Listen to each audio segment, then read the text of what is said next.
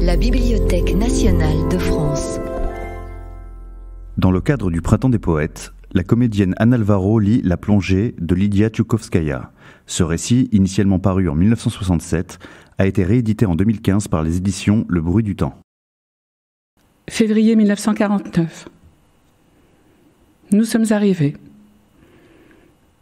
Nikolai Alexandrovitch Bilibine, que la voiture du sanatorium était venue chercher comme moi à la gare, écarta sa lourde pelisse et ramassa à tâtons sa serviette posée au pied du chauffeur. Encore un virage et la voiture s'immobilisa devant une grande maison en pierre à un étage. Blouses blanches passées sur leurs vestes molletonnées, des jeunes filles se précipitèrent dans le froid pour nous accueillir.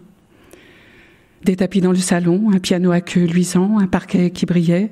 Vraiment, cela n'avait rien d'une datcha, cela ressemblait plutôt à un hôtel de grand luxe. Tiédeur, silence.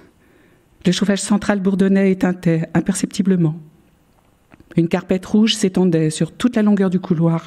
Au premier régnait un silence imposant que ne troublait aucunement le bruit des pas. La surveillante ouvrit une porte devant Bilibine, une autre devant moi, un peu plus loin. À présent, j'étais chez moi. Du salon monta la sonnerie profonde et mélodieuse de l'horloge et aussitôt le tic-tac diligent et rythmé du groupe électrogène se fit entendre. Pour la première fois depuis la guerre, j'allais enfin vivre seule dans une chambre, comme si j'étais à la maison, à Leningrad. Je pourrais m'asseoir à un bureau sur lequel on ne serait pas obligé de mettre le couvert 3 fois par jour. Travailler dans le silence. Pensée et intuition ne seraient plus écrasées, mutilées par les paroles de quelqu'un dans la cuisine. Je posai ma main sur le tuyau bleu du radiateur. Il était brûlant. Je hasardai un coup d'œil prudent par la fenêtre. La nuit tombait. La forêt descendait dans un ravin où la neige était compacte, tassée.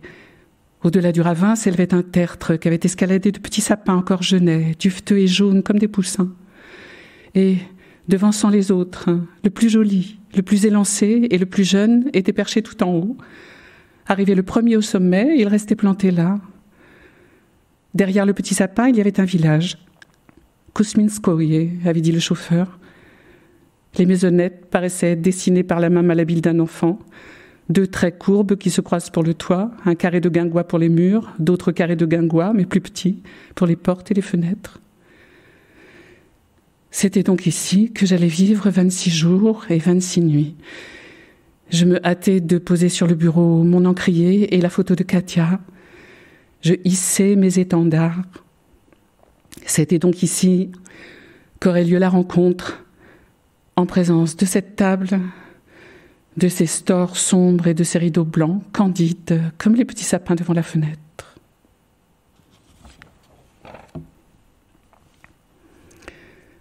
Nous sommes en février 1949. Jusque-là, j'avais réussi à venir dans la salle à manger avant tout le monde et à déjeuner seule, mais aujourd'hui, quand j'ai descendu, après avoir fait ma ration matinale de traduction, dans le silence de ma chambre, 2 personnes étaient assises à ma table. « Voyez comme je prends soin de vous, me dit Lyudmila Pavlovna. Je vous ai placé entre 2 hommes intéressants. » Les 2 hommes intéressants étaient mon compagnon de voyage dans la voiture du sanatorium et Sergueï Dmitrievitch Sablin, un jeune journaliste de la Literaturnaïa Gazeta qui présentait un début de calvitie. À quel genre d'homme appartenait-il ?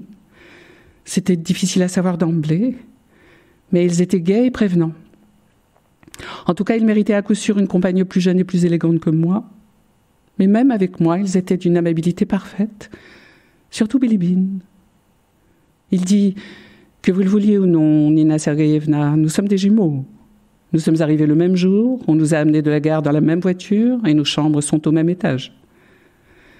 Son amabilité agressive et désinvolte avait quelque chose qui ne me plaisait pas tout à fait. Dans la voiture, déjà, je m'étais serrée pour éviter de le toucher, en écoutant sa belle voix grave d'acteur. Il s'adressait continuellement au chauffeur, mais je sentais qu'il parlait pour moi, et c'est pour cela que je ne réagissais pas. « À quoi travaillez-vous en ce moment ?» demanda-t-il en me passant le plat de choux. « Prenez-en, cela contient beaucoup de vitamines. »« Rien de spécial, répondis-je de façon évasive. Je fais une traduction. » Bilibine portait un veston élimé et des bottes de feutre. Et pourtant, il avait l'air plus élégant que le jeune journaliste avec son complet clair et sa cravate d'importation. Il y avait dans ses gestes lents et paresseux quelque chose de distingué et de soigné. Il avait de larges mains de travailleur, mais ses ongles étaient longs et bien taillés. Bilibine nous parlait, aux journalistes et à moi, de son nouveau roman. Je n'avais pas lu les autres. Il y était question de la vie dans les mines de charbon de Sibérie, des techniques avancées d'exploitation de la houille, de l'introduction de la mécanisation. Au conflit de production se mêlaient étroitement des mésententes familiales. Le roman était déjà pratiquement accepté par la revue Znamia. On lui avait seulement demandé de développer un peu le rôle du délégué local du parti. Alors je passe 6 heures par jour à développer le délégué local du parti, dit Bilibine en tournant vers moi son grand visage au front haut et au nez fin, et en me regardant de ses yeux calmes et jaunes. C'est pour cela que je suis venue. Il n'y avait pas de moquerie dans ses yeux, et bien qu'ils fussent grands ouverts et fixés droit sur moi, ils me parurent couverts d'une sorte de voile.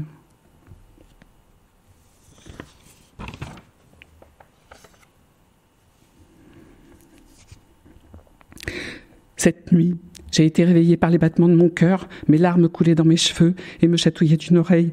Quelque chose d'affreux était arrivé, mais je n'arrivais pas à me rappeler quoi. Je me souvenais, non pas du rêve lui-même, mais de l'épouvante que j'avais éprouvée. Qu'était-ce ? Mon cœur battait dans ma gorge, dans mes oreilles, dans mes tempes. Il remplissait de son martèlement brûlant ma poitrine et, semblait-il, la chambre entière. Sans doute avais-je de nouveau vu en rêve la mort d'Alyosha. Mais laquelle ? Où était-ce ? Pendant le transit ? Dans un camp ? À l'interrogatoire ? Je ne savais rien de sa fin, de sorte que n'importe quelle mort nourrissait mon imagination. Cela avait commencé pendant l'automne 1940, quand une de mes amies m'avait subitement donné rendez-vous sur un quai et que nous avions descendu les marches vers l'eau noire d'où montait un souffle glacial. Là, en bas, sur ces dalles de granit au bord de l'eau, nous étions en sécurité, il n'y avait rien ni personne. Elle m'avait parlé des interrogatoires, d'après un récit que sa cousine tenait sous le sceau du secret d'un homme libéré en 1939. Jusque-là, nous nous étions bien aussi doutés de quelque chose, mais nous n'osions pas croire à nos soupçons. Et maintenant, les suppositions s'étaient vérifiées et nous savions avec certitude pourquoi ils avouaient tous et se calomniaient les uns les autres. Ce jour-là, je lui avais aussi posé la question du doigt. À ton avis, combien de minutes pourrais-tu tenir si on t'écrasait un doigt dans une porte ? Elle m'avait répondu, et toi ? Depuis lors, il y aurait bientôt 10 ans que s'était installé dans mes nuits le rêve de l'interrogatoire et de la mort d'Alyosha pendant l'interrogatoire. Mais aujourd'hui, c'était différent. Aujourd'hui, j'avais vu en rêve une autre fin d'Alyosha. Laquelle ? Dans un wagon ?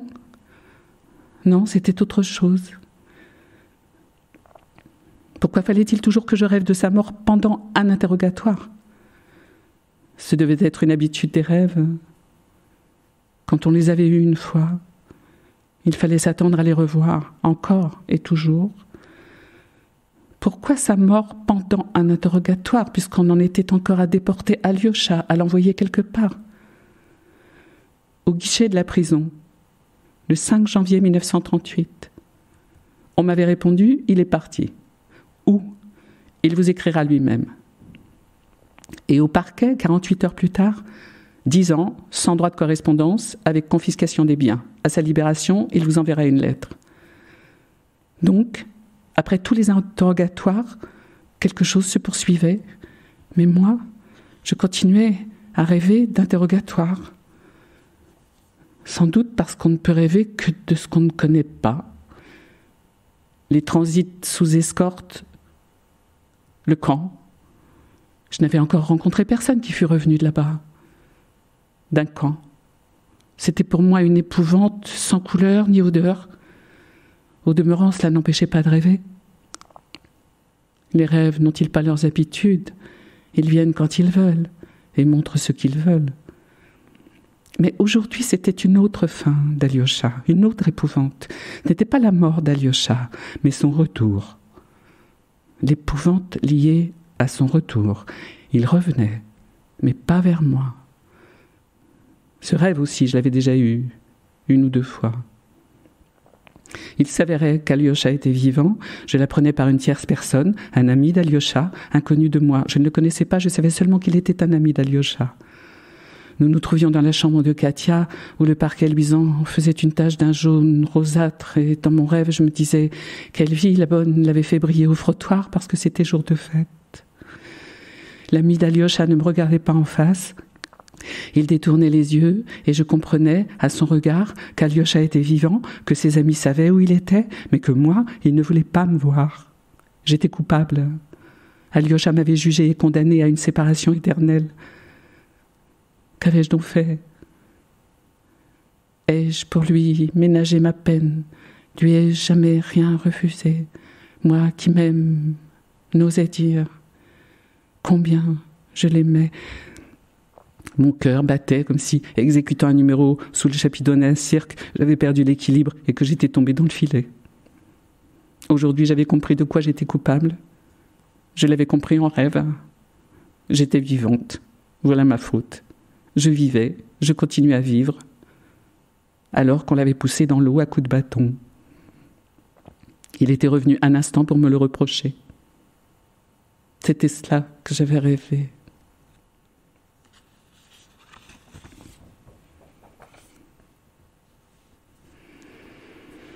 Février 1949. Dans le salon, on jouait aux cartes et aux échecs, on flirtait, on lisait les journaux et on écoutait la radio. Contrat, entendait-on dans le couloir, par-dessus les intonations insistantes du speaker. -1, chicane, on passe, encore une partie. J'étais entrée pour lire les journaux, il fallait bien lire les journaux tout de même. Bilibine abandonna aussitôt ses cartes et m'avança un fauteuil profond. Je pris la Pravda.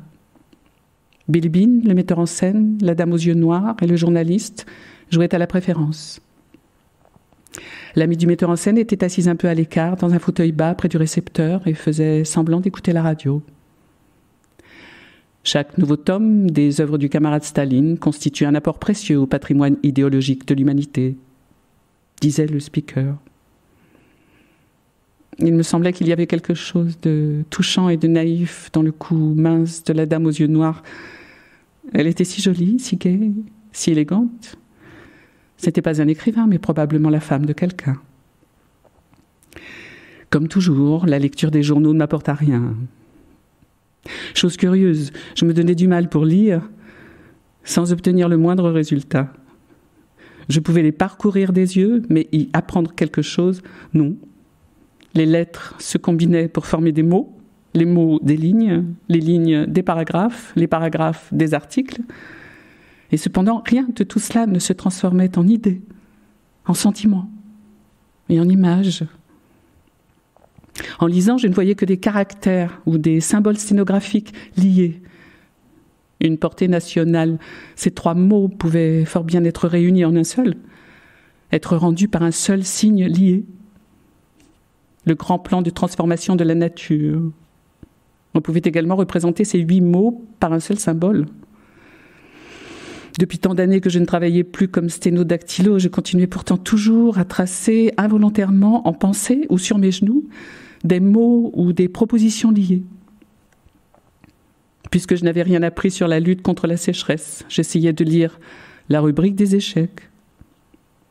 Partie intégrante de la culture socialiste, les échecs sont devenus un moyen d'élever le niveau culturel des masses paysannes. J'essayais de me représenter des petits garçons et des vieillards devant des échiquiers, dans des isbas, mais je n'y parvins pas. Ma main traçait machinalement les symboles liés pour partie intégrante et moyen d'élever le niveau culturel. Des signes, des termes, derrière lesquels il n'y avait ni isba, ni congère. Je posais le journal. Mais peut-être ne pouvais-je jamais rien apprendre des journaux, parce qu'au fond, je cherchais à y apprendre une seule chose, dont justement il ne parlait jamais. Vous venez rarement au salon, me dit Bilibine d'un ton doucereux, après avoir remercié ses partenaires et rapproché sa chaise de moi. Vous cherchez toujours à filer dans votre chambre en nous évitant, pauvre pêcheur. Sauvage jaune. Ses yeux jaunes se fixèrent sur moi, vigilants et observateurs, comme s'ils me lançaient un appel. Mais à l'instant d'après, il me sembla de nouveau qu'ils étaient fermés. Je lui expliquai que je travaillais à une traduction très pesante, que le docteur m'avait d'ailleurs recommandé de me promener le plus possible et que le traitement prenait aussi du temps. Je n'avais pratiquement pas le loisir de rester au salon. Mais même quand vous vous promenez, vous vous arrangez toujours pour être seul, dit Bilibine. Si vous ne cherchez vraiment pas à nous éviter, emmenons cet excellent Sergueï Dmitrievitch et sortons tous ensemble après le dîner. D'accord ? Il était impossible de se dérober. De sorte qu'après le dîner, toute notre tablée se mit en route. Bilibine, le journaliste, et moi. Bien, voici donc à qui appartenait la canne élégante à pommeau en forme de tête de loup et la luxueuse pelisse à col de loutre. Au journaliste. Ainsi donc, c'était ce genre d'homme. Nous nous engageâmes sur la large route goudronnée parce que c'était le seul chemin éclairé par les réverbères. Il faisait froid. Nous descendions vers le ruisseau en nous tenant le bras. Tout était silencieux, neigeux, d'un calme champêtre, et seul le groupe électrogène rappelait la ville par son tic-tac incongru. Mais je cessais bientôt de l'entendre. La forêt sombre le long de la route, le ravin en bas, et là-haut, les étoiles scintillantes, tout était baigné de silence. Nous marchions au pas sur la pente de la montagne en essayant de ne pas glisser, et nous descendions toujours davantage et nous approchions de plus en plus du ruisseau. Je me sentais bien, à marcher au même rythme qu'eux, mes mains glacées cachées sous leurs manches, en écoutant les propos lents qu'ils échangeaient à voix basse. « Vous n'avez pas oublié vos allumettes ? Beaucoup de gens vont arriver demain, c'est Lyudmila Pavlovna qui me l'a dit. Vous n'avez pas froid aux pieds ? » Les arbres s'avançaient vers la route en formation irrégulière, haute et sombre. C'était un mur continu de sapins avec au-dessus la lune étincelante. « Regardez, une tombe !» dit le journaliste en sautant avec légèreté par-dessus le fossé en direction de la forêt. Nous nous arrêtâmes, Bilibine et moi. Sergueï Dmitrievitch se pencha et effleura de la main, comme s'il lui caressait le dos, le petit monticule ovale et blanc, soigneusement recouvert de neige. « On s'est beaucoup battu ici, dit Bilibine, pendant l'hiver 41. Il y a un poète juif couvert de médailles qui occupe une table près de la fenêtre, la 3e. Vous l'avez vu ? Un type grisonnant, trapu. Il s'appelle Wexler. Il s'est battu ici. Il a chassé les Allemands de Bikovo. »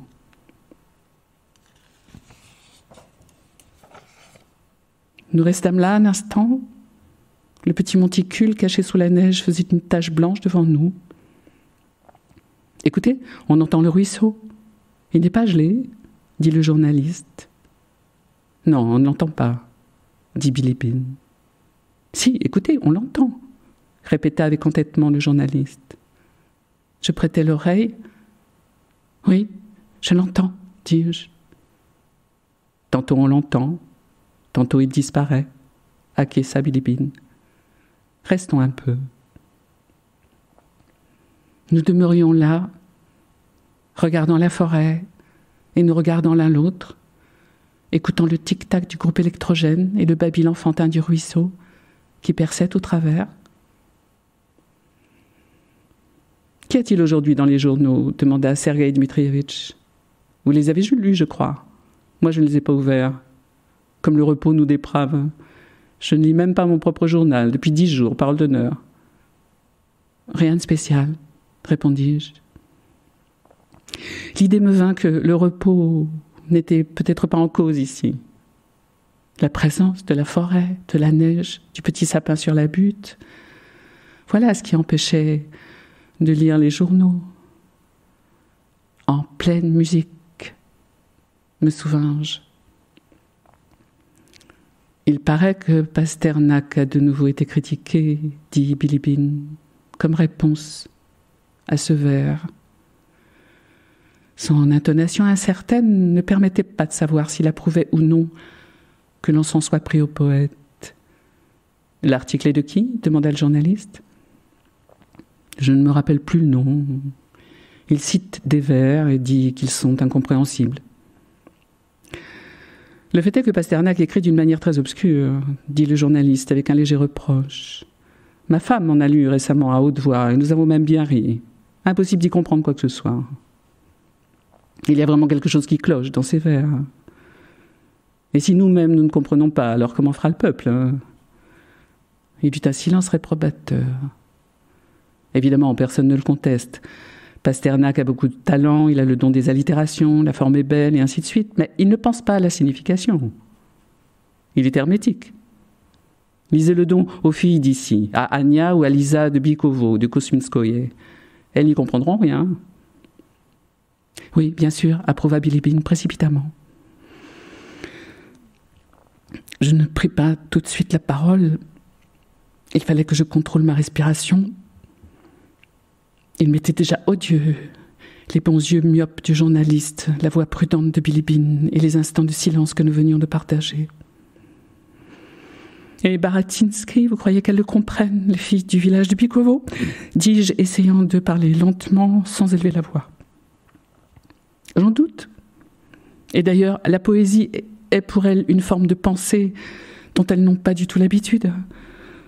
Faudra-t-il alors jeter aussi nos classiques, en faire cadeau aux Allemands ou quoi ? Parce qu'Ania et Lisa, qui ne savent lire que depuis hier, ne les comprennent pas. Mais vous-même, est-ce que vous les comprenez, ceux qu'on appelle les classiques ? Pouchkine, par exemple. C'est peu probable. Simplement, vous vous êtes habitués, depuis les bancs de l'école, à penser qu'il est facile à comprendre. Je ne regardais pas mes compagnons, mais m'adressais à l'espace devant moi. Et pourquoi nous figurons-nous que nous sommes toujours capables de comprendre un poète dans tout ce qu'il écrit ? Le poète est en avance sur nous.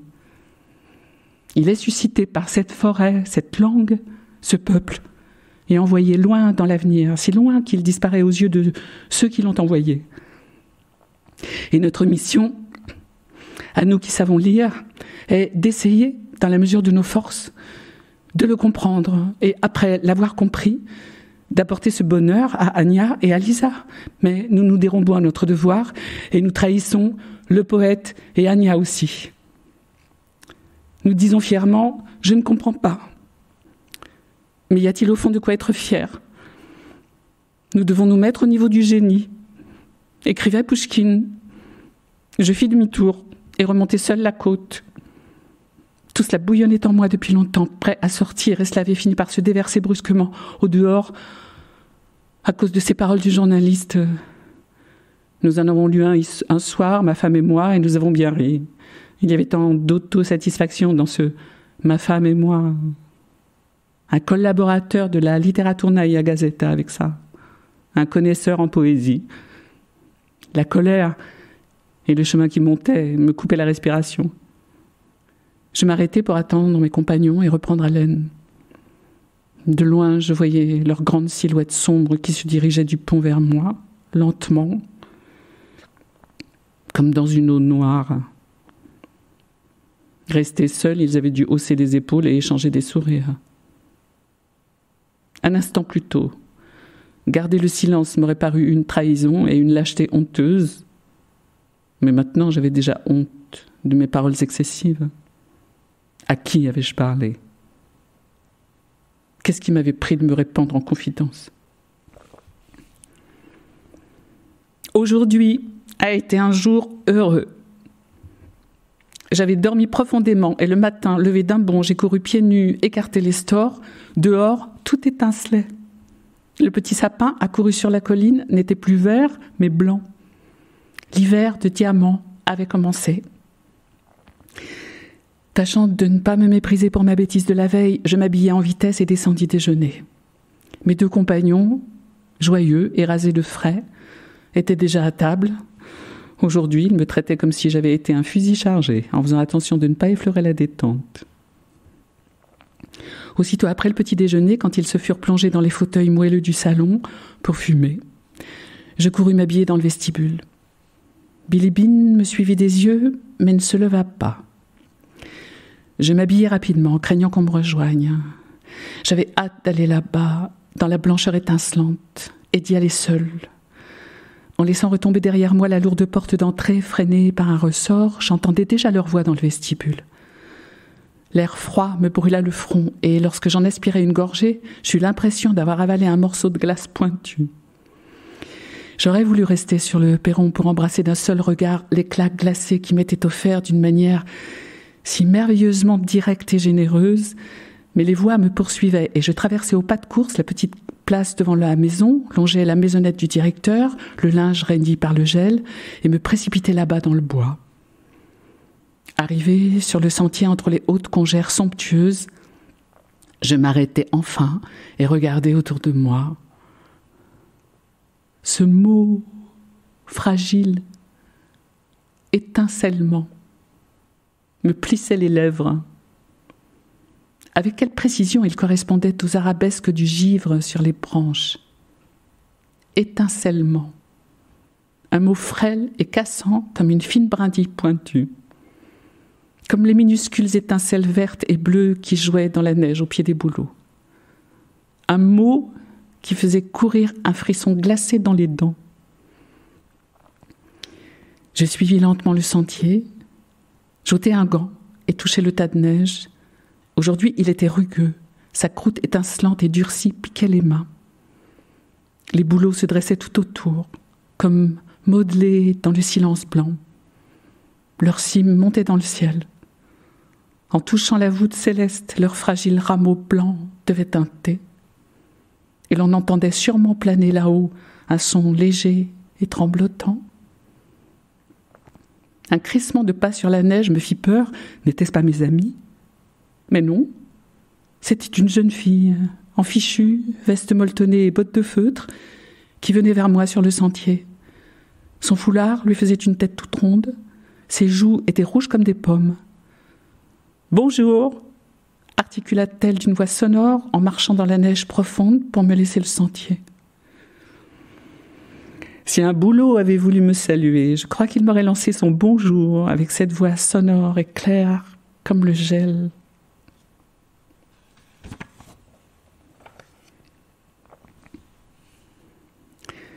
Février 1949.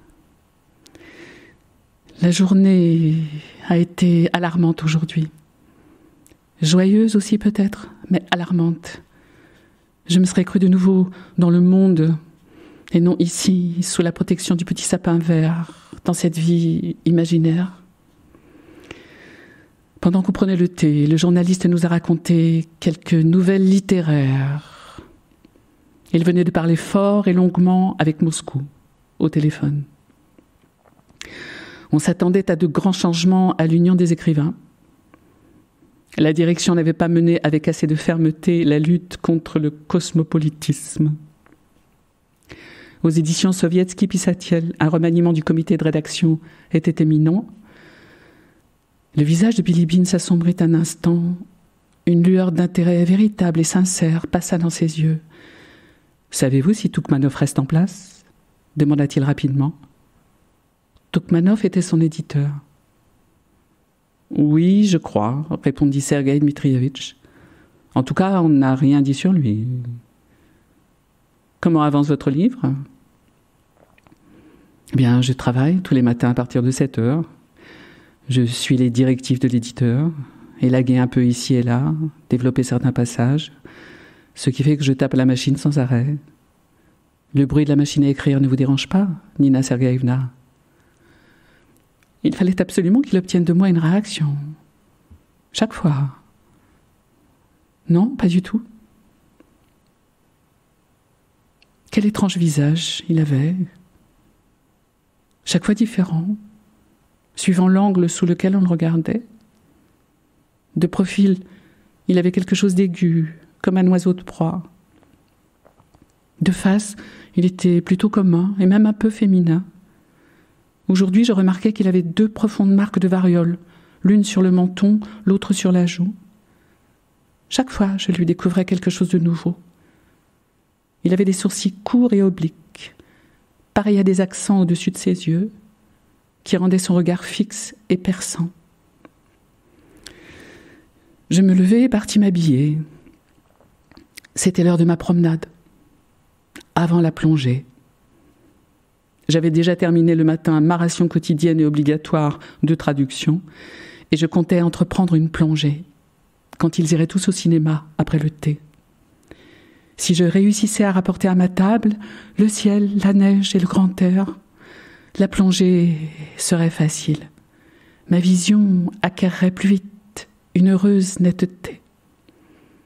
Mais Billy Bean se leva en même temps que moi et me suivit avec un naturel si flegmatique que nous paraissions être convenus à l'avance de nous promener ensemble. « Cela ne vous dérange pas que je vienne avec vous ? Le docteur me l'a recommandé avec insistance, surtout après le thé, avant le dîner. »« Non, pas du tout, » répondis-je de nouveau. Nous sortîmes. Il faisait froid, sombre et glissant. Une sorte de froid humide. On ne voyait ni les étoiles ni la lune. Billy Bean me prit le bras. Nous suivîmes en silence l'allée qui menait à la route.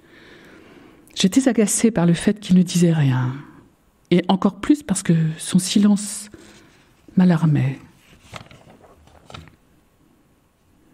À vrai dire, Nina Sergeyevna, je n'arrive pas encore à m'en remettre, commença Billy Bean de sa belle voix, lorsque, arrivés au réverbère de la route, nous prîmes à droite et commençâmes à descendre vers le pont. « Vous remettre de quoi ?» demandai-je en libérant mon bras.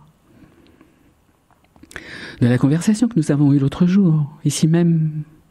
Avec quelle violence vous nous avez attaqués, Sergueï Dmitrievitch et moi. J'étais tellement ennuyée de ce que nous n'ayons pas les mêmes goûts en matière de poésie, que j'avais envie de me jeter du pont dans la rivière, parole d'honneur. Vous l'aimez donc tellement, ce Pasternak ?» Sa voix avait un ton chaleureux et sincère, mais le son de cette voix, ou peut-être même pas le son, mais une de ses composantes seulement, paraissait voilée de tristesse. « Ce n'est pas parce que je l'aime tellement, dis-je patiemment. Je ne suis pas fâchée pour lui, mais pour vous. Avec quelle facilité vous renoncez à nos grandes joies, pour peu qu'on vous y incite. Pourtant, des goûts et des couleurs, on ne discute pas, comme on dit. Les goûts, cela ne s'explique pas. » Je m'attendais à cette réponse banale. Et je n'essayais pas de discuter, bien qu'en réalité, de quoi les hommes devraient-ils discuter, si ce n'est de leur goût? L'amour que nous éprouvons pour un poète, ou la haine, ou disons l'indifférence qu'il nous inspire, ne viennent-ils pas du fond de notre cœur? Serait-il donc l'effet du hasard? N'est-ce pas ici que se situe la ligne de partage des eaux, de la frontière? Quel meilleur critère pour juger de notre amitié ou de notre inimitié, de notre éloignement ou de notre intimité, que les poèmes que nous aimons et les vers que nous aimons dans ces poèmes. Vous savez quoi, dit soudain Billy Bean, si nous prenions ce sentier qui va dans la forêt, regardez, la lune est sortie des nuages, elle est grande, c'est la pleine lune. N'ayez pas peur, il ne fera pas sombre. Il me reprit le bras, fermement, solidement. Le sentier était étroit et nous étions obligés de marcher tout près l'un de l'autre. La lune, bleu clair et jaune, était installée confortablement sur une branche de sapin, comme si elle avait été là depuis des siècles. De petites flaques de lumière sur les congères pentues.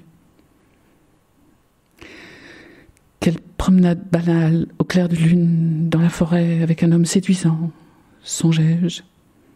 De quoi avait-il parlé maintenant? Nous avons déjà discuté de poésie, c'est le tour de l'amour, sur un plan abstrait et philosophique, bien sûr, pour une première fois. Mais il se mit à parler de toute autre chose. La promenade ne se déroulait pas suivant les canons du flirt de sanatorium. « Regardez comme la forêt est ravagée par ici, dit-il. Vous qui habitez la ville, vous croyez avoir devant vous une belle forêt touffue. En réalité, les arbres sont malades. »« Vous aimez la forêt ?» demandai-je. « Ou bien préférez-vous la steppe ? Ou peut-être les montagnes ?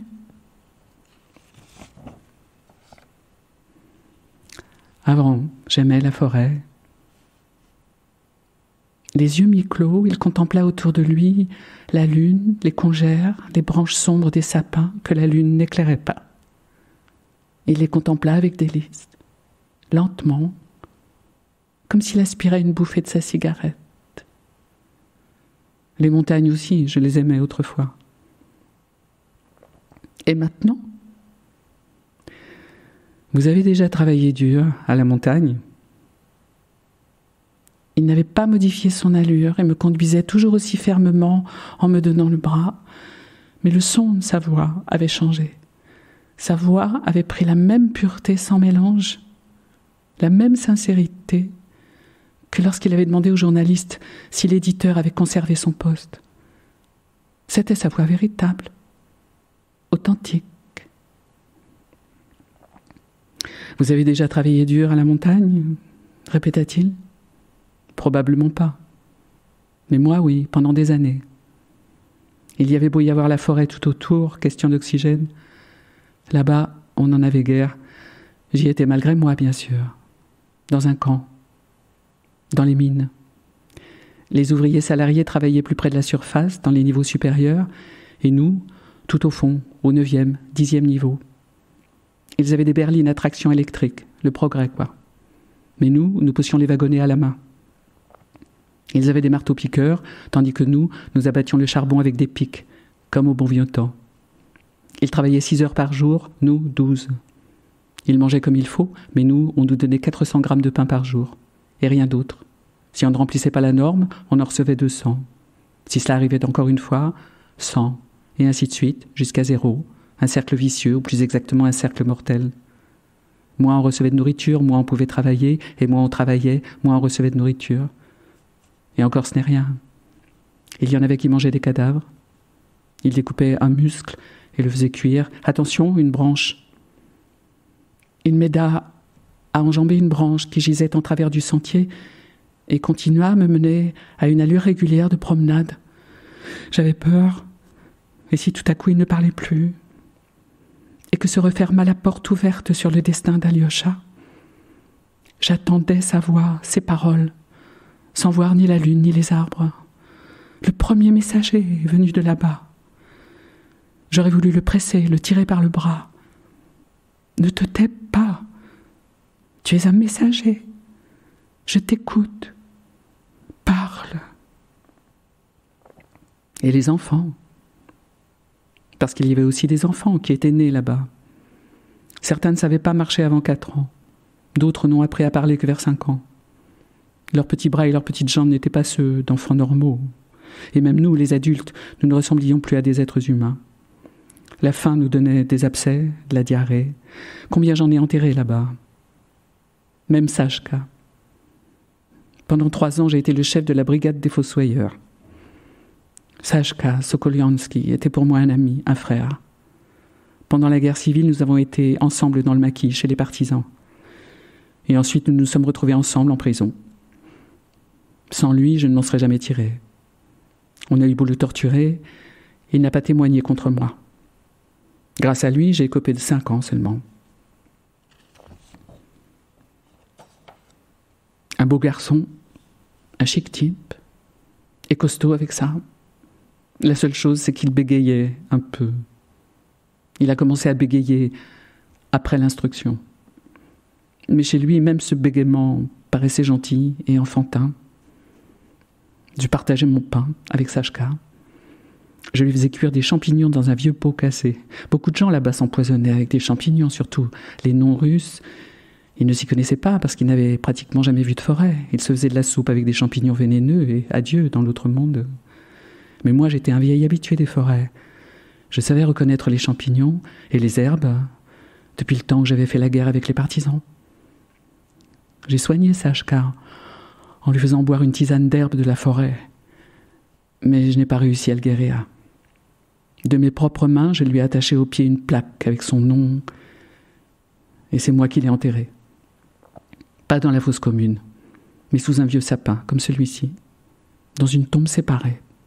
Et j'ai gravé une marque dans l'écorce.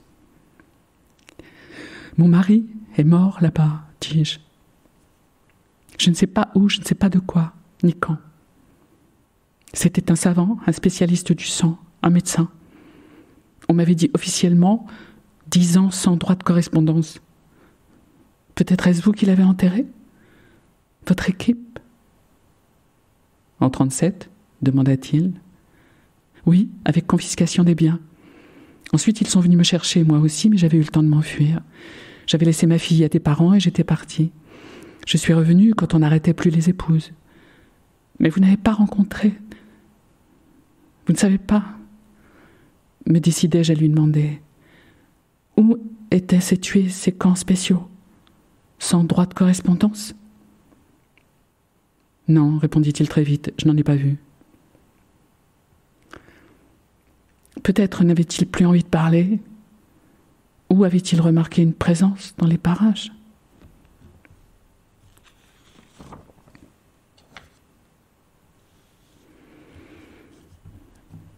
Février 1949. Aujourd'hui, il n'y a plus de neige sur les arbres, elle a fondu. Par la fenêtre, la colline m'a paru peu engageante, tachetée, couverte de marbrures noires et blanches, comme certaines vaches. Lorsque je me dirigeais vers le village, je me rendis compte qu'à la campagne, au grand air, même le dégel était agréable. Le vent tiède flânait sur la route et par les champs, et s'en allait taquiner les feuilles des bouleaux de l'autre côté du ravin. Je l'imaginais en train d'arracher aux branches leurs gouttelettes rondes, je les sentais couler dans mon dos, et un frisson courut entre mes omoplates. J'arrivais près d'une meule de foin mouillée. Si j'avais pris cette meule et l'avais serrée dans mes bras, de l'eau en aurait coulé comme d'une éponge. Le vent m'avait fatiguée. Je revins sur mes pas, ne sachant plus où aller. Je me rappelais un banc peint en bleu dans l'une des allées, non loin de la maison, et j'allais dans ces directions. Mais le banc était occupé. Wexler, le poète juif à cheveux gris, avec des médailles, dont on m'avait dit qu'il avait fait la guerre dans cette région. Il était assis sur un journal qu'il avait étalé sous lui. Le vent remuait des papiers posés près de lui sur le banc. Le poète se leva d'un bond et ses petites mains rouges se mirent à ramasser en hâte les papiers pour me faire de la place. Il avait des yeux vifs et jeunes, des cheveux tout gris et une bouche mince et rentrée de vieillard. Vieillesse et jeunesse se disputaient la suprématie sur ce visage. « Ce sont mes poèmes », expliqua-t-il d'emblée, voyant que je le regardais se dépêcher, sans y parvenir, de fourrer les papiers dans la poche intérieure de son veston. Ou plutôt la traduction de mes poèmes. « Vous étiez en train de travailler et je vous ai dérangé, dis-je. » Le tremblement de ses mains en touchant les feuilles de papier me plut. « Lisez-moi quelque chose, s'il vous plaît, si cela ne vous est pas trop pénible de lire ici, dehors. J'aime la poésie. » Il me regarda d'un air de doute. Faire la lecture à une inconnue, ainsi, de but en blanc. Mais il sortit ses papiers. Ses lèvres remuèrent comme celles d'un vieillard. Un éclair juvénile passa dans ses yeux. Il déplia une feuille de papier. « Non, lisez d'abord en yiddish. Racontez-moi ensuite en russe la teneur du poème, et après seulement vous me direz la traduction en vers, lui dis-je. Comme cela, je comprendrai mieux. » De nouveau, il remua les lèvres. Il avait visiblement envie de lire, mais me considérait en se demandant si cela en valait la peine. Néanmoins, il commença. La bouche sénile disparut. Demeurèrent les yeux hardis d'un homme résolu à accomplir un acte audacieux. Parler de soi à un étranger. Il lisait en yiddish. Cette langue qui m'avait toujours paru informe était belle pendant qu'il lisait, comme le serait sans doute n'importe quelle langue, entendue non pas dans le chaos, mais dans une forme structurée. Bégayant, ne trouvant pas ses mots, il commença à me répéter en russe ce qu'il venait de me lire. C'étaient des vers sur la guerre, sur la nuit d'un commandant, un communiste qui, au matin, dès l'aube, doit envoyer au combat des jeunes recrues de 18 ans, tout juste montés au front. Il sait que quelque part, dans un autre secteur du front, un autre commandant, un homme âgé, un communiste comme lui, va envoyer au combat, ce même matin, son fils à lui, âgé aussi de 18 ans. Me traduisant ses vers en prose, il parlait des profondes ténèbres qui précèdent l'aurore et du visage des dormeurs. Il décrivait comment, à l'aube, les fronts, les nuques, les sourcils, les pommettes des jeunes garçons se détachaient de l'obscurité. Parmi les visages, le commandant cherche involontairement celui de son fils, bien qu'il le sache à des centaines de kilomètres de là. Il prononçait un vers en yiddish, puis cherchait les mots russes appropriés.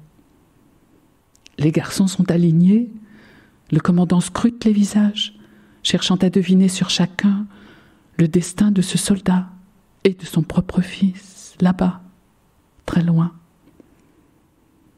Wexler vit que son récit m'avait touché. Et c'est sans doute pourquoi sa main tremblait pendant qu'il allumait une cigarette, le dos tourné au vent.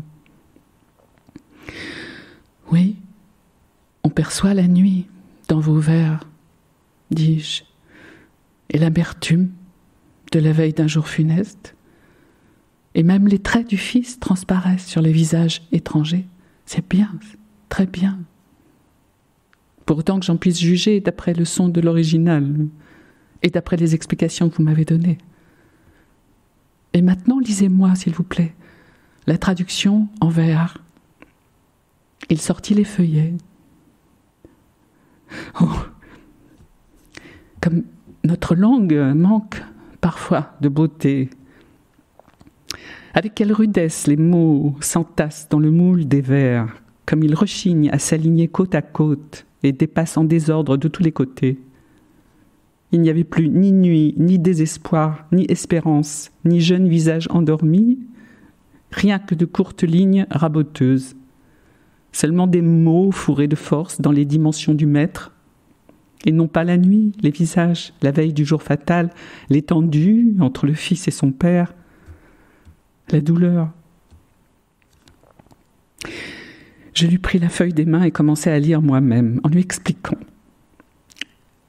la laideur et la faiblesse de chaque ligne de traduction. J'essayais de lui rendre sensible la sécheresse de ce texte. Je voulus lui faire entendre le choc inerte des mots, l'inutilité de l'exactitude. Comme vous parlez bien de la poésie, vous écrivez sûrement vous-même. Non, mentis-je, mais j'aime lire de la poésie.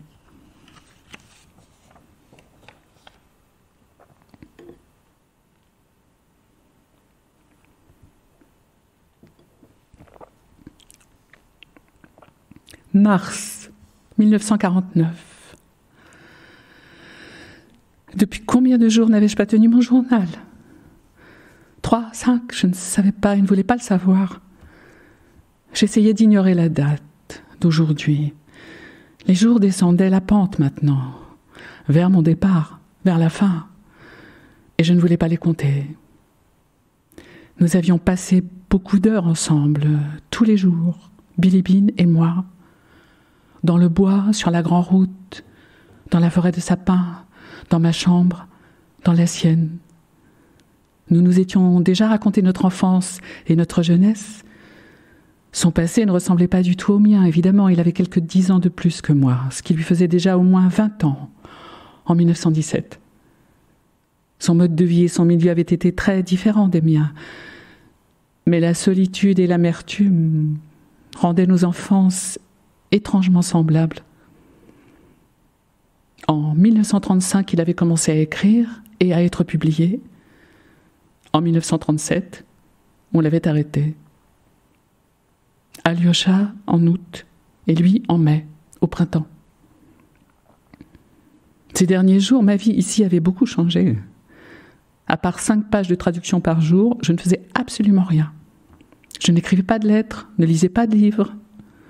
Quand je n'étais pas avec lui, j'attendais que ce soit l'heure pour nous d'être ensemble, que j'en ai fini avec mon traitement et qu'il ait fini d'écrire. Nous partions ensemble pour de longues promenades. Il se sentait bien. il avait la force de marcher. Et quand des gens nous rencontraient, il ne nous parlait ni à lui ni à moi, mais nous laissait passer sans rien dire. Le bois ne vivait plus par lui-même de sa propre vie secrète, en tête à tête avec la neige, le vent, les nuages, mais il existait pour nous, pour garder dans la neige l'empreinte de nos pas, et tantôt l'effacer sous de nouveaux flocons, tantôt la remplir d'eau, pour faire rouler le vent au-dessus de nos têtes, pour changer la couleur de ses yeux en y mêlant le gris ou le bleu éclatant du ciel, pour nous protéger du reste du monde et ne pas nous empêcher de nous écouter l'un l'autre. Je ne pouvais plus lire ni écrire, non plus que rester seule sous le ciel, les étoiles et les arbres. Si l'aurore était belle au-dessus de la forêt, mon cœur se serrait. Comment la lui transmettre? Au moyen de quels mots? Si, sur le petit pont, la neige crissait joyeusement sous mes chaussures, je me demandais comment porter jusqu'à sa chambre ce bruit lié à notre enfance, le bruit des nuits de Noël à la campagne. Mais la poésie, voilà ce qui nous séparait. Il ne la comprenait pas, ne l'aimait pas. Il m'avait dit un jour, quand j'étais un jeune garçon de 16 ans, j'écrivais aussi des poèmes. Ce qui voulait dire qu'il les considérait comme une plaisanterie, un jeu. Mais j'espérais toujours me rappeler une poésie qui le toucherait.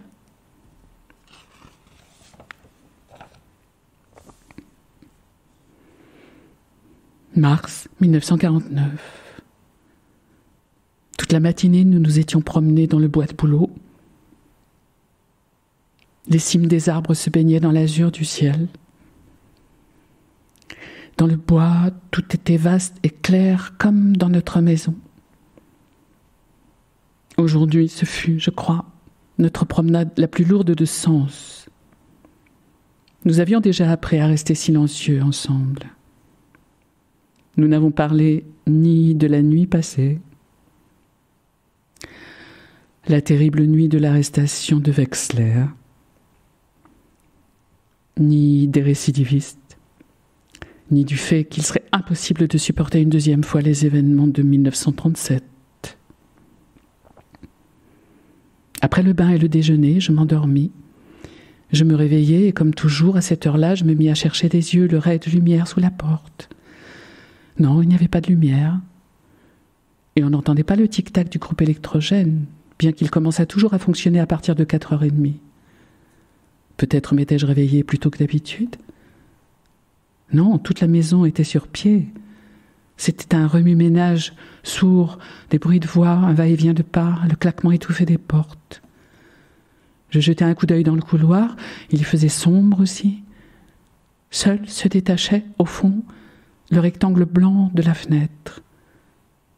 Et soudain, quelque chose de rose vacilla au dehors sur la neige. Vacilla et disparut. C'était comme un battement d'ailes. Je m'approchai de la fenêtre. Juste en face de moi, une maisonnette finnoise flambait très haut, comme un brasier. La lueur rose et tendre des flammes se reflétait dans le tapis de neige. « Vous vous êtes levé ?» Je m'apprêtais à venir vous réveiller, me dit Bilibine, en s'approchant sans bruit de la fenêtre dans ses pantoufles de feutre. Cela fait à peine un quart d'heure que ça brûle, et il ne reste déjà presque plus rien. Il me prit la main. Nous étions debout à la fenêtre. Nos épaules se touchaient. En un instant, tout a flambé. Les jeunes de Bikovo et de Kousminskoye ont accouru ici en criant joyeusement « Les écrivains brûlent. Vous ne me croyez pas? Je vous jure que c'est vrai. » Personne n'a levé le petit doigt. Il reste là, à regarder. C'est un réchaud qui a mis le feu. Il avait une manière de parler lente et nonchalante. Installé sur l'appui de la fenêtre, il gardait ma main dans la sienne, comme s'il devait en être ainsi, à cause de l'incendie. La lueur rose baigna soudain ses épaules, sa poitrine, sa grande tête, et ma main posée dans la sienne. Il ne bougeait pas, et serrait seulement ma main de plus en plus fort. Ils ont vraiment crié « Les écrivains brûlent ?» demandai-je. Oui. La lueur rose pâlissait déjà, comme absorbée par la neige. L'obscurité revenait dehors aussi. La maisonnette avait fini de brûler. « Quand la lumière reviendra, dit Bilibine, je vous apporterai mon récit. Je l'ai terminé pendant que vous dormiez. Voilà. » Et d'un geste à la fois badin et impérieux, il prit ma main et me fit caresser ses cheveux. Je l'avais lu en entier. Hier, nous étions côte à côte à la fenêtre, ensemble. C'était un manuscrit ordinaire, tapé à la machine, mais jamais je n'oublierai les caractères, la couleur mauve du ruban et le chiffre 7, très décoratif, dans la numérotation des chapitres. Jamais je n'en oublierai un seul mot. D'abord, j'avais tout reconnu, et tout m'avait rempli de joie. Les bruits de la forêt, les bruits de la mine, sous terre, dans l'obscurité, le bourdonnement de l'ascenseur dans la mine, le silence du 10e niveau. Oui, sa manière d'écrire était plus puissante que sa conversation. J'avais aussi commencé à reconnaître les personnages. Il y avait Sacha Sokoliansky. Ici, il s'appelait Boltiansky. Un beau garçon intelligent, avec un bégaiement qui donnait du charme. Dans le roman, Sacha était un mineur. Et celui-ci, avec son rire inexpressif. Ah oui, pour celui-ci, le gardien qui faisait exprès d'empêcher les détenus de dormir avait dû servir de modèle. Il avait lui aussi un rire inexpressif. Dans le roman, c'était un ingénieur et apparemment un saboteur. Il y avait aussi un enfant, chétif, souffreteux. Mais s'il était ainsi, c'est parce qu'il était accablé par les disputes familiales. Le personnage principal, c'était Piotr, l'abatteur. Lui, je ne le reconnaissais vraiment pas du tout. Il n'y avait personne de ce genre dans ce qu'il m'avait raconté. Et le sujet, il ne pouvait évidemment pas parler des camps, dans un livre destiné à la revue Znamia. Mais alors, pourquoi avoir pris les mêmes montagnes, la même forêt, les mêmes personnes ? Dans le roman, les équipes de mineurs rivalisaient entre elles. La victoire sur les fascistes avait provoqué un extraordinaire bond en avant de la productivité au travail. L'abatteur Piotr était revenu du front auprès de sa femme, Fédosia. Cette Fédosia, qui auparavant travaillait dans la mine, avait beaucoup mûri idéologiquement et professionnellement pendant la guerre, comme des millions de femmes soviétiques qui avaient dû porter sur leurs épaules l'économie du pays. Elle avait tenu le coup. Il y avait beaucoup d'expressions populaires dans le roman. Pendant que Piotr était à la guerre, elle avait travaillé, élevé les enfants et étudié. Elle était devenue ingénieure. Elle s'était battue pour les techniques modernes de production. Elle avait converti son équipe à préférer l'usage de la perforatrice à celui du pic. Il fallait en finir avec les méthodes de travail de grand-papa. Fédosia faisait très bien sa propagande. Piotr était mécontent. Il était habitué au pic et n'avait pas envie de se recycler. Les médailles qu'il avait gagnées à la guerre lui avaient tourné la tête. Et de plus, il était jaloux de l'ingénieur-chef à cause de sa femme, sans la moindre raison, car l'ingénieur ne plaisait pas du tout à Fédosia. Au contraire, elle avait été la première à dénoncer ses activités de saboteur. L'enthousiasme régnait dans la mine. Les mineurs s'étaient levés tôt pour travailler, avant les fêtes de l'anniversaire d'octobre. Mais chez Piotr, on se disputait, on en venait presque aux mains. Papa, disait à son père le petit garçon souffreteux, qui avait alors 5 ans, ne touche pas à maman, sinon j'écrirai au camarade Staline. Il prendra notre défense s'il ne permettra pas qu'on fasse du mal à un travailleur. Après l'une de ces disputes familiales, l'enfant était parti sur ses faibles petites jambes au beau milieu d'une tempête de neige et, trébuchant et tombant en chemin, il avait couru chez le délégué local du parti. Ce dernier essaya de faire entendre raison à Piotr, mais il ne voulut rien savoir. Alors, le délégué local du parti confia à la paysanne Maria, qui avait perdu 4 fils à la guerre, le soin de lui parler à cœur ouvert. La paysanne trouva des mots qui bouleversèrent Piotr de fond en comble. Il rentra chez lui et reconnut ses torts devant Fédosia. Ses doigts tremblaient en roulant une cigarette. « Fédosia, ma chérie, dit-il d'une voix sourde, je suis coupable, pardonne à l'idiot que je suis. Je m'étais un petit peu égaré, c'est la paysanne Maria qui m'a remis sur le bon chemin. » Lorsque j'eus fini de lire, je fermai le manuscrit et restai longtemps assise à ma table à contempler la chemise cartonnée impeccable. Nikolai Bilibin, y avait-on écrit en lettres rondes et nettes la victoire de Fédosia, récit. Voilà ce qu'il écrivait ici, à partir de 7 heures du matin. Voilà pourquoi il était venu se réfugier dans le silence. Voilà le monument qu'il avait élevé à la mémoire de son ami. Jusqu'à présent, il m'était arrivé dans la vie d'éprouver du chagrin. Mais c'était la première fois que je ressentais de la honte. Le sentiment de honte était si fort que le temps s'arrêta, comme lorsqu'on est heureux. Je n'avais pas entendu le bruit de ses pas. On frappa à la porte. Je savais que c'était Bilibin. Il frappait toujours légèrement, avec précaution, du bout des ongles, comme s'il marchait sur la pointe des pieds. Je ne répondis pas tout de suite. Il fallait que je reprenne mon sang-froid et que je retrouve ma voix. « Entrez, dis-je à la fin. Asseyez-vous, s'il vous plaît. » Je lui indiquai une chaise, de l'autre côté de la table. Quand il était dans cette chambre, il avait toujours l'habitude de s'asseoir sur un petit escabeau à côté de moi. Il eut l'air étonné, mais s'assit. « Vous êtes un lâche, dis-je. Non, c'est pire. Vous êtes un faux témoin. Vous êtes un menteur. Vous n'avez aucun courage. » Il se leva et se redressa. Sans me quitter des yeux, il tendit la main vers la table et prit à tâtons la chemise avec le manuscrit. Ses doigts tremblaient en roulant une cigarette, dis-je, en me levant aussi. « C'est tout, vous pouvez partir. C'est tout ce que je peux vous dire de votre littérature. Adieu. » Pourquoi n'avez-vous pas eu la dignité de garder le silence ? Simplement de garder le silence. Après tout, personne n'exigeait cela de vous. Par respect pour ceux que vous avez ensevelis, ne pouviez-vous gagner autrement votre pain beurré ? En faisant autre chose ? Mais pas en utilisant la forêt, la mine, l'enfant qu'il y avait là-bas.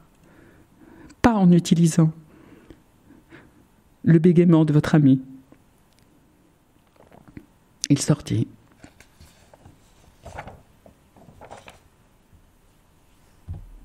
Mars 1949. Demain, j'allais partir. Le temps semblait différent dans ma chambre parce que demain était le dernier jour. Il ne passait ni vite ni lentement, simplement il avait cessé d'exister. Il avait été aspiré par une pompe, comme il arrive qu'on pompe de l'air pour faire le vide. Je n'étais plus dans ma chambre à moi, mais dans celle de quelqu'un d'autre. Ce n'était plus qu'une petite salle d'attente, disons dans une gare. Néanmoins, il y eut le déjeuner et l'heure de la sieste, l'arrêt lumineuse sous la porte et le coucher du soleil à l'endroit habituel par la fenêtre. Tout se passa comme 25 fois déjà. Et je revis même Bilibin. Il ne me vit pas, mais moi je le vis. Je m'étais promenée le matin. J'étais allée non loin de la maison, dans les sapins. Nous y étions rarement venus ensemble. Je m'étais assise sur un tronc d'arbre humide où la neige avait fondu à moitié et j'avais tiré les pans de mon manteau sur mes genoux. Il marchait dans le sentier, seul, son bonnet dans sa poche, offrant son visage au vent tiède.